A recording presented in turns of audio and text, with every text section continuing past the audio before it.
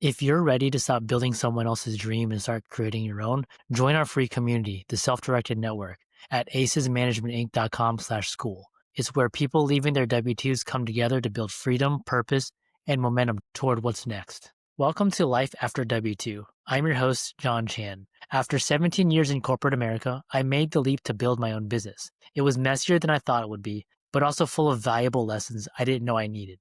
This show is about sharing shifts in mindset, pivots in strategy, and personal changes that come with pursuing financial freedom. You're not alone in this. We're all figuring it out, one step at a time. Welcome to Life After W-2.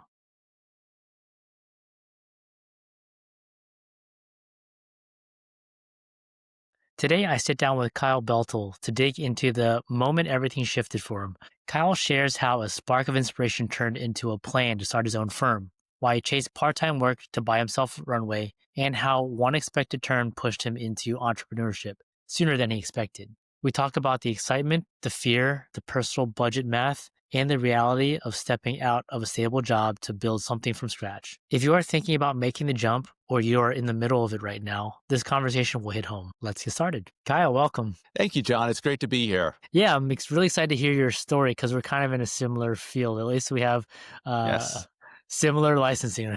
So exactly. tell us a little bit about your W-2 life. Absolutely. So I am an accountant and have been in the industry close to 20 years at this point. The very first W-2 job I had was working for a hospitality company they also had some real estate holdings, and just working as a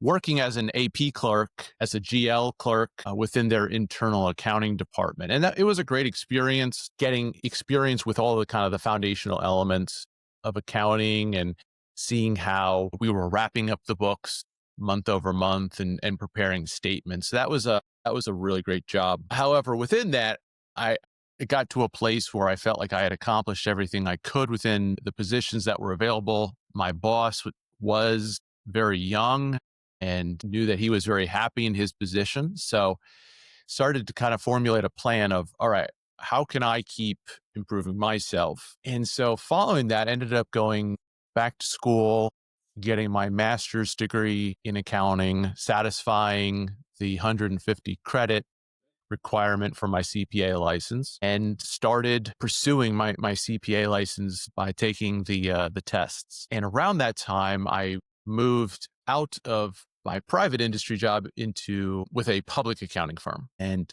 this was a very traditional accounting firm. They had their A&A side doing auditing, accounting, and then the tax side. And as a staff accountant, I was doing a little bit of everything within that firm. Once again, great experience, but was looking to get a little bit more specialized. So ended up making the jump from there over to a publicly traded bank and working in their internal audit department for a season. And I quickly realized that as important as banks are, it was not something that I was super passionate about. There was all kinds of red tape, regulations in place as both a bank and as a publicly traded company that I just felt like, man, I don't feel like I'm adding a lot of value in what I'm doing. And at about that time, I was approached by a friend. They were looking for someone to be the CFO for their company. And so ended up jumping back over into private industry, working at a small construction company for a number of years as their CFO. And once again, it was a great experience, but I wasn't quite scratching the itch, so to speak, John, of like feeling really passionate about what I was doing. And it wasn't until I met a colleague who owned his own firm that I finally felt like, okay, I think this might be what I'm looking for, and ended up going over to a small boutique public accounting firm that specialized in what today we now call cloud accounting or CAS, client advisory services, where I was working as a fractional CFO. Some people call them virtual CFOs, but working as this fractional CFO for about a dozen different clients and helping advise those business owners on the day-to-day of their business, helping them with just reviewing their financial statements every month and seeing the trends, and then helping them with their taxes every spring come tax season. And I was really enjoying that. It was a great firm. The guy who was running that firm was he was fantastic. And I like to joke with people. I'm not sure if he was the smartest boss I ever had or if he was the laziest boss that I ever had, because anytime that I would come to him with an idea or anytime we were facing a new challenge within the firm, he would always kind of put it back in my lap. All right, how would you handle this? What would you Sure. do? And if I had a great idea, he's like, awesome. I want you to go execute that. And Well, did he ever he, tell you that idea wasn't good? oh, yeah. Okay. All right. Oh, yeah. Yeah. Which is why I think he was probably the smartest boss I ever worked for. He wasn't just blindly okaying my ideas there, but he really empowered me, which was really what I felt like took me from the mindset of a W-2 employee into the mindset of an owner of, okay, here's a problem. I've identified the solutions. I think this is the best solution. Let's start pursuing it and see what happens there. And so within that job, I had quite a bit of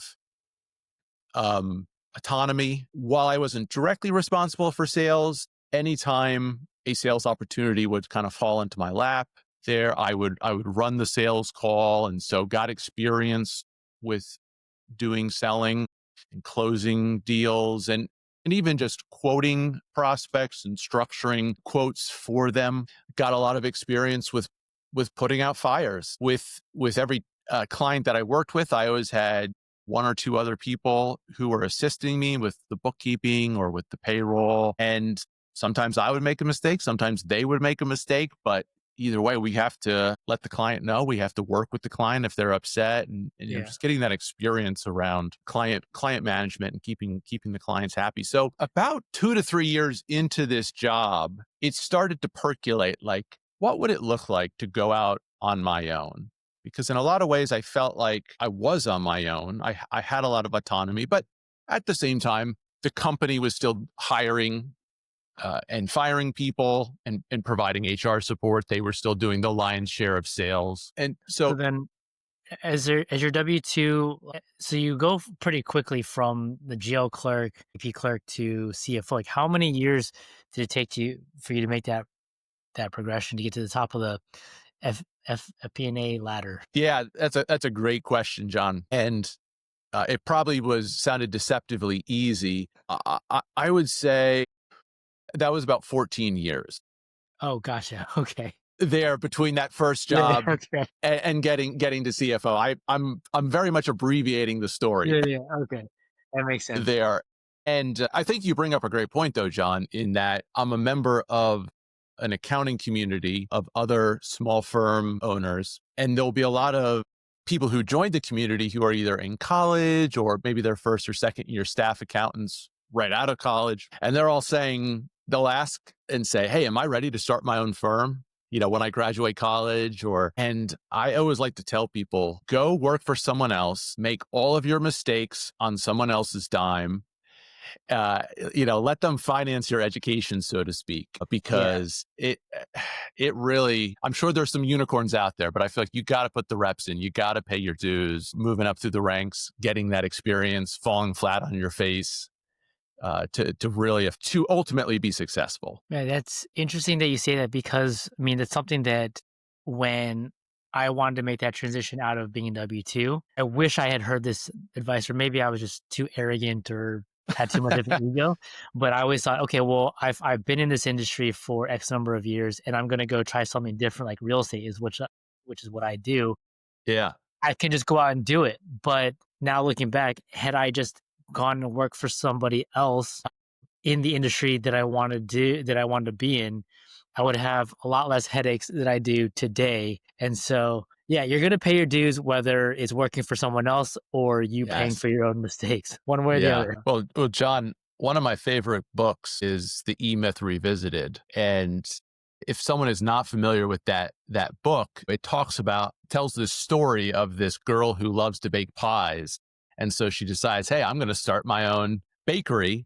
And then I just get to do what I love all day long. And she quickly realizes, no, when you own a business, you do everything but the technical skill that you Right. probably love, that gets you in there. And I think that's why a lot of entrepreneurs fail, is that there's so much more to running a successful business than the technical aspect of it there. And so being able to kind of observe as a W-2 employee, in my opinion, is just invaluable. Yeah, I think really it's an accelerator to success. Again, I know like our whole goal is to go from W-2 employee, corporate life, right, to running your own business. But you might benefit by going and working for someone else first in a Yes. different field, in the field that you want. But Yeah. yeah, interesting that you said it because I never thought about that as a stepping stone. And I really think that more people should do it. I wish I had done that. Yeah.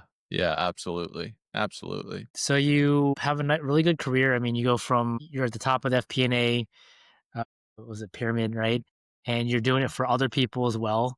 Mhm. So you're working in consulting, you're probably getting paid, decent money. So at what point do you decide to explore what else is out there and kind of Yeah. figure out, can you do this on your own? Great question, John. So, as I mentioned, this was a great firm that I was a part of. Wonderful culture, wonderful boss. And so while the idea was percolating on the back burner of what would it look like to go out on my own, I hadn't really put a lot of legs to that. I hadn't taken a lot of action with that because frankly, I was very comfortable where I was. I had begun to think about it. And then my boss came to me one day and said, "Hey, I'm selling the firm and we're going to be acquired by a firm that is significantly larger than us, and we're all going to go work." And John, that moment was a really powerful moment of realizing that as much as I loved my job, in an instant it could all change, and it did. And I remember in that moment this feeling of kind of being powerless, of feeling like I can't do anything about this. I don't like this decision, but I don't know what I can do. And as I'm wrestling with that feeling, it is really cemented for me, like, you have to go out on your own. Like, if you want the most control that you can have over your career and what happens next, you need to go out on your own. And so that moment really lit a fire under me to seriously pursue the steps to setting up my own business. Now, I ultimately went to work for the firm that acquired us. And in a lot of ways, that was a very good experience. I will say, of all the companies I've worked for, they probably did the best at both being a very large company and also having a very personal culture there. And I met a ton of great people, made a lot of great connections at this firm. But ultimately, I went from 15 people in a firm to 700 people in a firm. And anybody who has gone through a change like that can probably empathize with that feeling of, this isn't quite for me. And so it just kind of continued to further my resolve of, all right, I am gonna go out on my own. So But what this is kind where of the story gets a little interesting, yeah, John. so I'm interested to hear like what happens next because it's not like sometimes when we think about these decisions, it's like, okay, this is a breaking point. But for you, it Yeah, was like a slow, gradual burn. yeah. So I had decided that I was going to finish out the current tax season that was ahead of me with this firm. I wanted to make sure that didn't leave them high and dry, didn't give them any staffing issues. I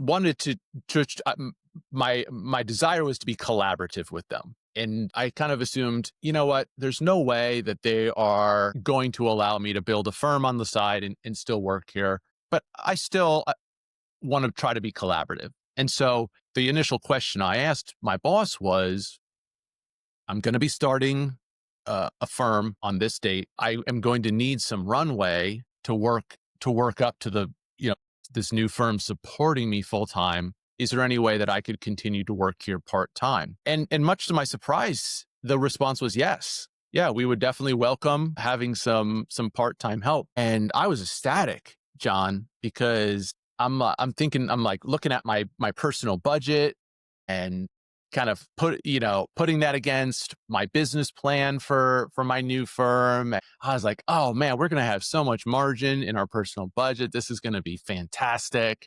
And then my employer came back and essentially changed their mind. And that was the last day I worked there.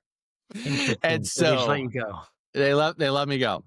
And so within a matter of moments, I, at least mentally, kind of went from this place of thinking I had plenty of financial runway to this horrible fear of I have zero runway, and gotta make this work. And so that was a really scary couple of weeks, I would say, of processing through that, all of the different emotions that come along with that.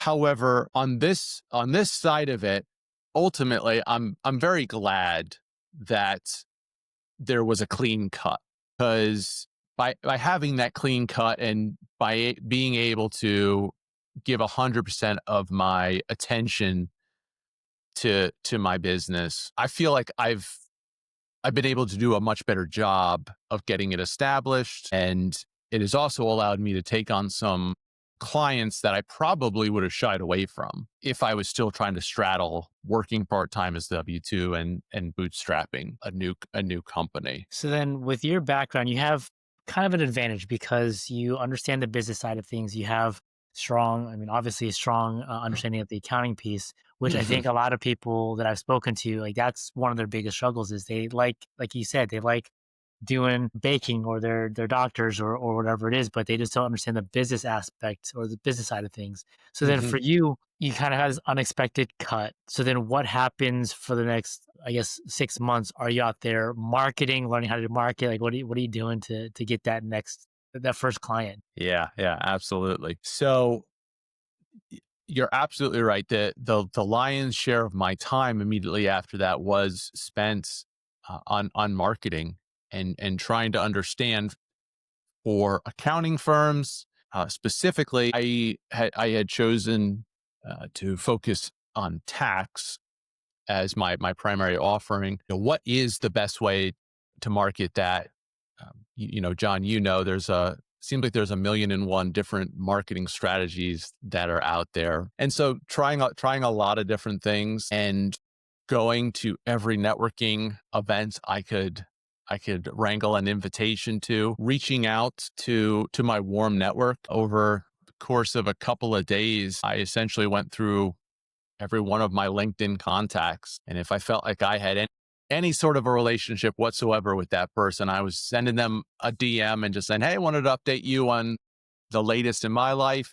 And if you know anyone who needs this service, I'd love to talk with there, Yeah. and just kind of sending those out. I heard from a lot of I heard a lot of encouraging things from people who paid me compliments of saying something to the extent of, "Hey, I always knew you would go out on your own," or "I always knew you'd be successful, and this is the next iteration." So surprisingly, it was encouraging to hear that. But then from that, I also was able to get two clients. So Right. from purely the marketing aspect of it, it also paid some dividends. Yeah, that's a kind of like a recurring theme where, especially in the unexpected world, when you have an unexpected change like that, just Mhm. reaching out to people that already know you, because if they already know you, they already understand who you are, your ethics and values. Right? You're not Yeah. selling yourself anymore. Now you're at a point where you're just offering your services. But then when you reach out to someone who doesn't know you, it's just a lot harder. You're right. We all want to think that we're unicorns and unique, but in large, in today's world where everybody has access to social media and everybody can post whatever they want on social media, a lot of us have become commodities, or at least appear as commodities on social media. And you really need to show the value and demonstrate the value to people way before you ask them for anything, if there's no relationship there. Yeah, for sure. You have to prove yourself. And just because you say you can do something doesn't mean you can actually do it. Yeah. Yeah, Uh, I think some of the best selling advice I've ever received is show, don't tell. yeah.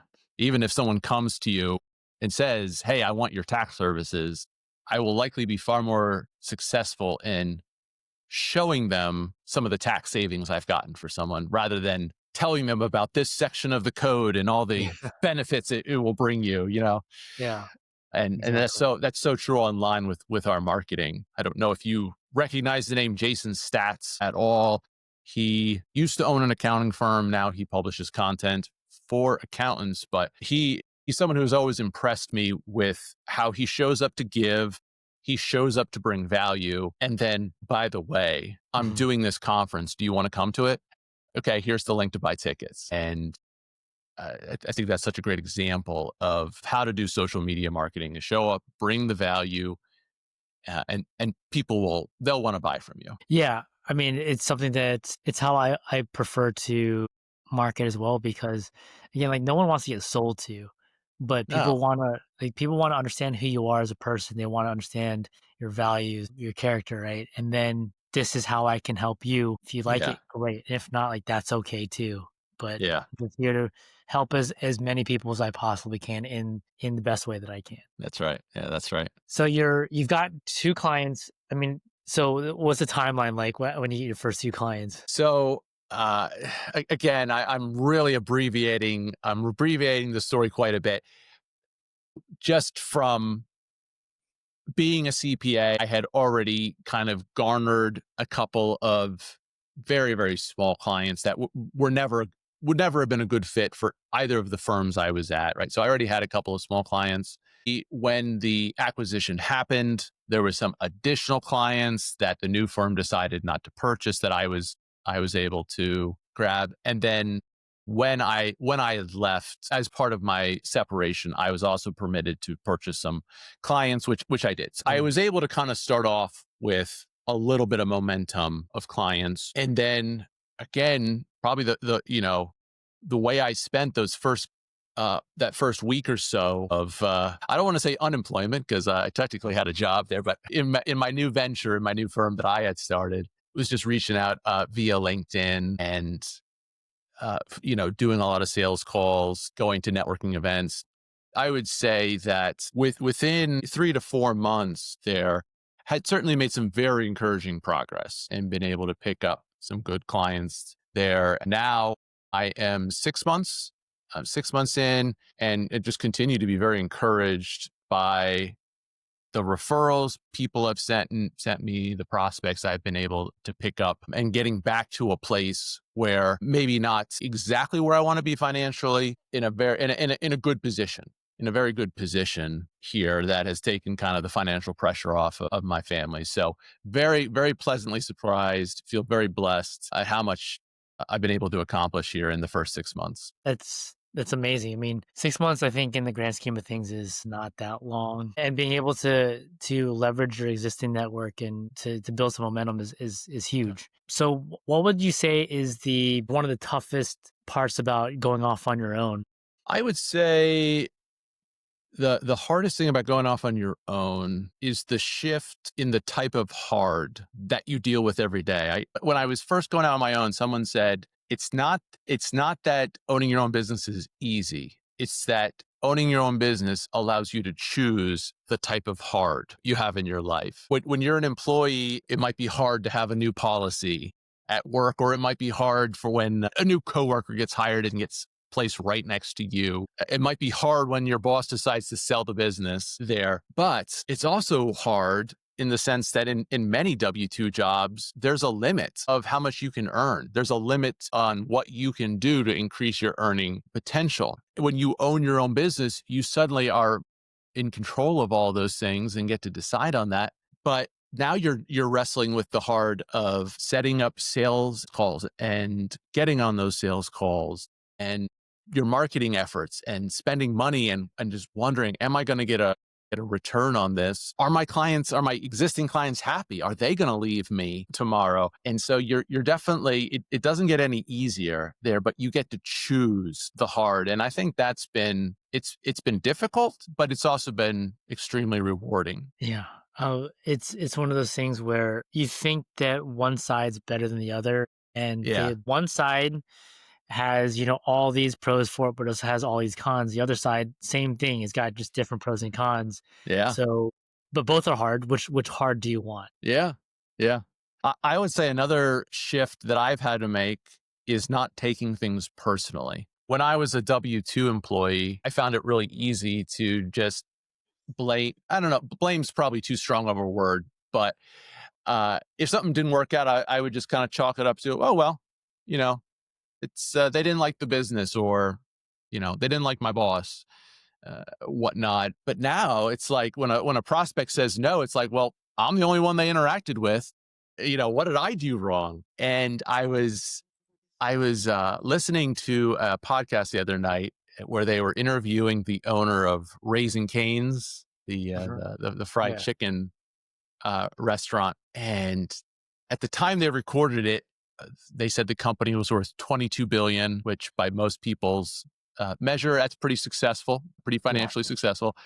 And he was recounting this story of when he came up with the idea. He's like, not even my friends and family really took me seriously. Even they were like, a restaurant that sells nothing but chicken fingers? Like, are you sure? And then he talks about how he went to bank after bank after bank, and every single one of them said no, said this is not going to work out. And obviously, he went on to have tremendous success, but I have just found a lot of encouragement on this side of entrepreneurship, a lot of encouragement through listening to podcasts, reading biographies, and just being reminded that it's not personal, it's business. Every entrepreneur goes through hard times. Every entrepreneur gets way more no's than they get yeses. And the key, as cliched as it is, John, the key is perseverance and keep moving onward and up. Yeah, so there's some pretty cool points in that story, and specifically Raising Cane's. Up until moving to Orlando a little over 2 years ago, I had no idea what Raising Cane's was. So to be worth $22 billion, and this is in the past, like that's Yeah. insanity. But Yeah. I just like the fact that no one believed in his idea except Hmm. him.